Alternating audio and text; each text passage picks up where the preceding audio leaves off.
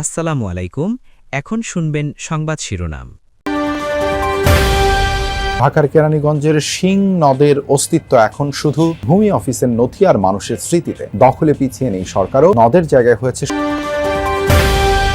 সোমবার দিনাজপুরে জাতীয় খাল খনন কর্মসূচির উদ্বোধন করবেন প্রধানমন্ত্রী তারেক রহমান।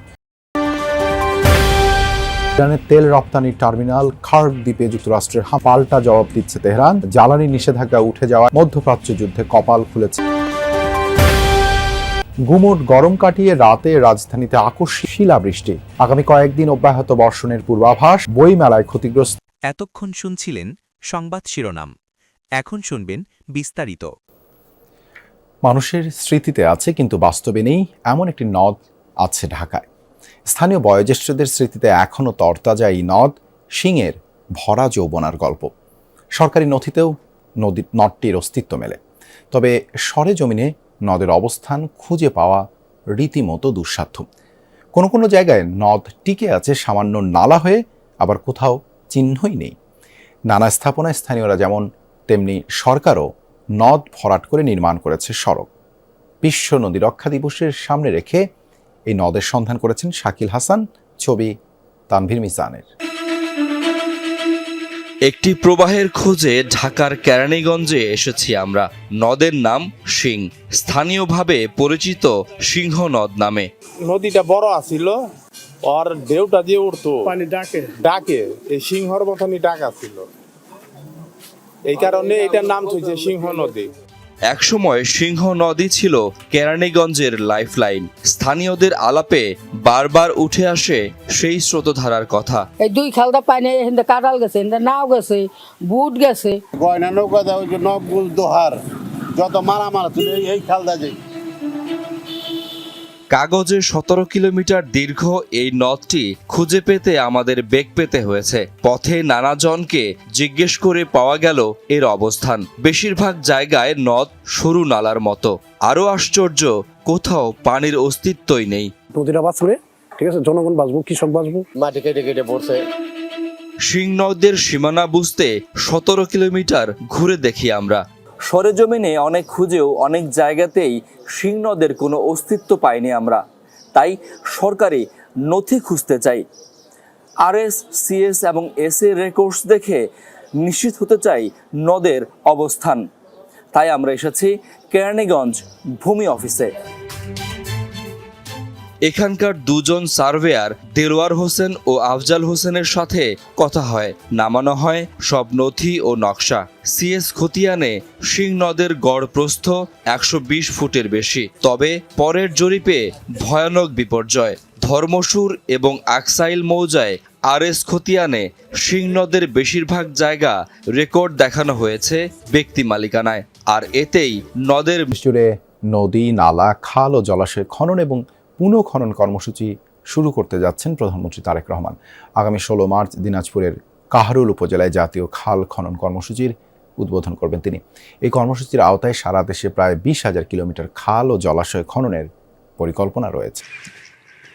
দিনাজপুরের কাহারোল উপজেলার বলরামপুর এলাকার শাহপাড়া খাল সময়ের সাথে হারিয়েছে জৌলস, ব্যাহত চাষাবাদ, বিরূপ প্রভাব প্রকৃতি ও জনজীবনে। দীর্ঘদিন খনন না হওয়ায় ভরাট হয়ে পড়েছে খালের বিভিন্ন অংশ।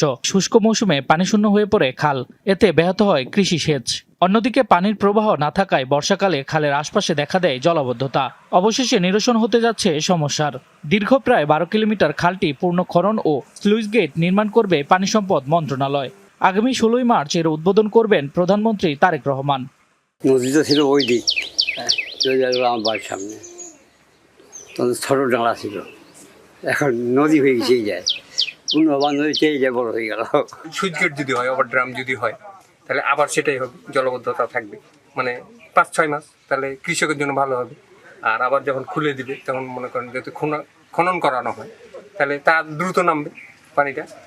প্রধানমন্ত্রীর আগমন, সেই সাথে খাল খননের খবরে উচ্ছ্বসিত স্থানীয়রা। ফলে কৃষকেরা অর্থনৈতিকভাবে লাভবান হয়ে স্বাবলম্বী হওয়ার স্বপ্ন দেখছেন। খাল খননটা হইলে ভালোই হবে আমাদের। আগে হয়তো পানি বাইরে উঠে যেত। পানিটা যদি কাছে থাকে, 3টা সেকা থেকে যদি 2টা সেকা দেওয়া যায় তাহলে এটা কম হবে না। আর 2টা থেকে যদি 5টা বেশি দেওয়া যায় তাহলে আরও বেশি হবে। ওয়ার্ল্ড ব্যাংকের climate smart agriculture and water management প্রকল্পের আওতায় পূর্ণ খনন করা হবে শাহপাড়া খাল। এরই মধ্যে শাহপাড়া খাল পরিদর্শন করেছেন পানি সম্পদ মন্ত্রী, প্রতিমন্ত্রী ও সমাজ কল্যাণ মন্ত্রী। স্পটে এসে উনি এখানে ওনার কর্মসূচি করার ইরানের তেল সরবরাহের জন্য অত্যন্ত গুরুত্বপূর্ণ খার্ক দ্বীপের সামরিক স্থাপনায় হামলা চালিয়েছে যুক্তরাষ্ট্র। পরবর্তীতে সেখানে থাকা জ্বালানি অবকাঠামোতেও হামলার হুমকি দিয়েছেন মার্কিন প্রেসিডেন্ট ডোনাল্ড ট্রাম্প। এছাড়া রাজধানী তেহরান সহ ক্ষেপণাস্ত্র হামলার শিকার হয়েছে ইরানের বিভিন্ন এলাকা। মার্কাজি প্রদেশের একটি গ্রামে অভিযানে নিহত হয়েছেন 6 জন। খুজেস্তান প্রদেশে মিসাইল হামলায় প্রাণ হারিয়েছেন 3 বছরের এক শিশু। এই নিয়ে দেশটিতে মোট প্রাণহানি বেড়ে দাঁড়িয়েছে কমপক্ষে 1444 জনে। আহত 18,500-এরও বেশি মানুষ।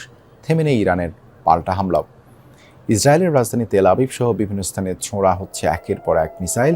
কাতার, বাহরাইন ছাড়াও উপসাগরীয় অঞ্চলের কয়েকটি দেশে চলছে ইরানের ক্ষেপণাস্ত্র ও ড্রোন হামলা। নতুন সর্বোচ্চ নেতা মুস্তাবা খামেনি ও নিরাপত্তা কাউন্সিলের উপদেষ্টা আলী লারিজানির বিষয়ে তথ্য দিলে $1 কোটি পুরস্কারের ঘোষণা করেছে ট্রাম্প প্রশাসন।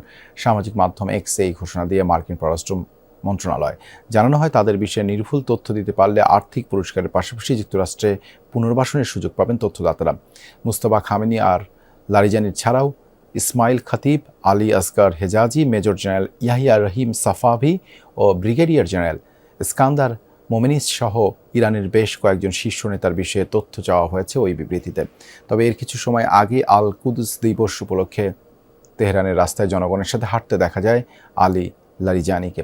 সামাজিক মাধ্যমে নিজের অংশগ্রহণের ছবিও পোস্ট করেন তিনি। মধ্যপ্রাচ্যে চলমান সংঘাতে সাপে বর হয়েছে পশ্চিমা নিষেধাজ্ঞায় জর্জরিত রাশিয়ার জন্য। এরই মাঝে বিশ্ববাজারে জ্বালানির সংকট মোকাবেলায় রাশিয়ার উপর থেকে সাময়িকভাবে নিষেধাজ্ঞা তুলে নিয়েছে যুক্তরাষ্ট্র। তেলের দাম আরও বৃদ্ধি পেলে নিজেদের অর্থনীতির প্রধান উৎসকে কাজে লাগিয়ে কোষাগারে শত শত কোটি ডলার জমা করতে সক্ষম হবে দেশটি, যা কাজে লাগাবে সামরিক রসদ। রাজধানী সহ আশেপাশের বিভিন্ন এলাকায় মাঝারি বৃষ্টি সহ শিলাবৃষ্টি হয়েছে গতকাল। দিনের হালকা গরমের পর এক পশলা বৃষ্টিতে চারপাশে নেমে আসে স্বস্তিদায়ক শীতল আবহ। শুক্রবার রাত 8:45-টার দিকে হওয়া বৃষ্টির পর সড়কে থাকা নগরবাসীদের মাঝে স্বস্তি দেখা গেছে। তারা বলেন, ইফতারের পর হালকা গরম আবহাওয়ার মধ্যে বৃষ্টি হয় বেশ ভালো লাগছে। বৃষ্টি ভোগান্তির না হয়ে সবার জন্য স্বস্তির হয়েছে। তবে হঠাৎ বৃষ্টিতে ভোগান্তিতে পড়তে হয়েছে শপিংয়ে বের হওয়া নগরবাসীকে। বৃষ্টির কোনো প্রস্তুতি ছাড়া ছুটির দিনে বের হওয়ায় অনেকেই ভিজে যান। এদিকে আবহাওয়া অফিস বলছে, মৌসুমের স্বাভাবিক লঘুচাপ দক্ষিণ বঙ্গোপসাগরে অবস্থান করছে। এর প্রভাবে ঢাকা সহ দেশের 8 বিভাগে আগামী 5 দিন বজ্রসহ বৃষ্টির প্রবণতা অব্যাহত থাকতে পারে। এ সময় সারা দেশে দিন ও রাতের তাপমাত্রা সামান্য বাড়তে পারে বলে জানিয়েছে আবহাওয়া অফিস। গরমও পড়ছে, এই বৃষ্টিটা স্বস্তিদায়ক। আর সারাদিন আসলে রোজা থেকে একটু শপিং করছি যেহেতু